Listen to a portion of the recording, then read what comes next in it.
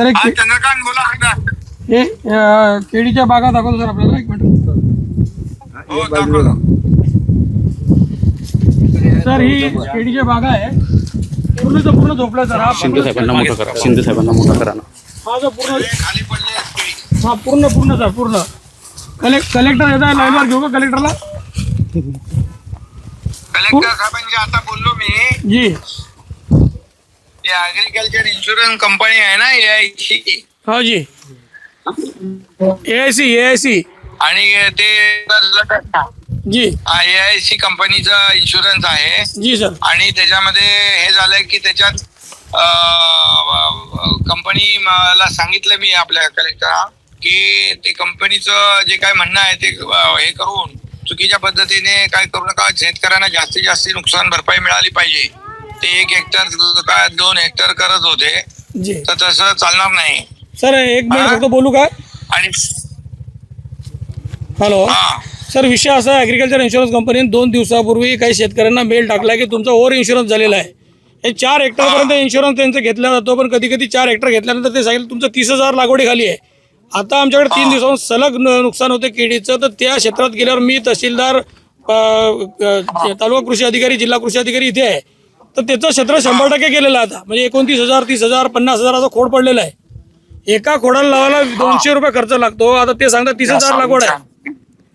30,000 लागवड आहे. आता 30,000ला जर लागवड असती तर एवढा मोठा जो क्षेत्र गेलाय, नुकसान झालंय, तहसीलदार पाहत आहे, तालुका कृषी अधिकारी पाहत आहे, ते व्हेरीफाय करताय, तरी AIC असं म्हणताय.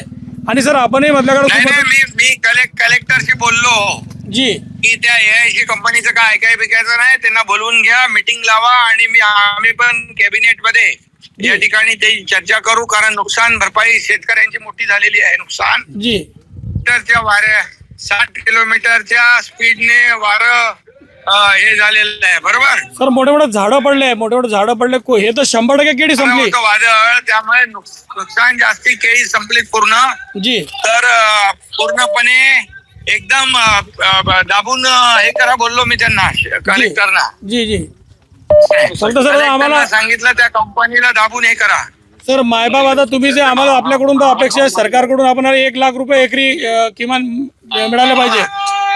कारण 1 लाख रुपये एकरी आपल्याकडून आता मदत मिळाली पाहिजे, अशा पद्धतीची सगळ्यांची मागणी आहे सर.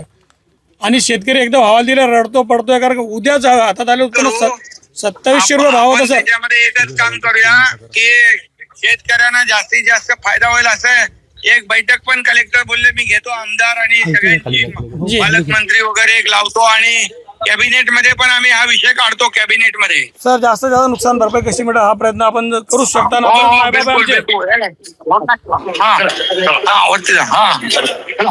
तर ते हे करू आपण, जास्तीत जास्त नुकसान भरपाई शेतकऱ्यांना मिळाली पाहिजे अशा आपण त्याचा सगळं लावून टाकू.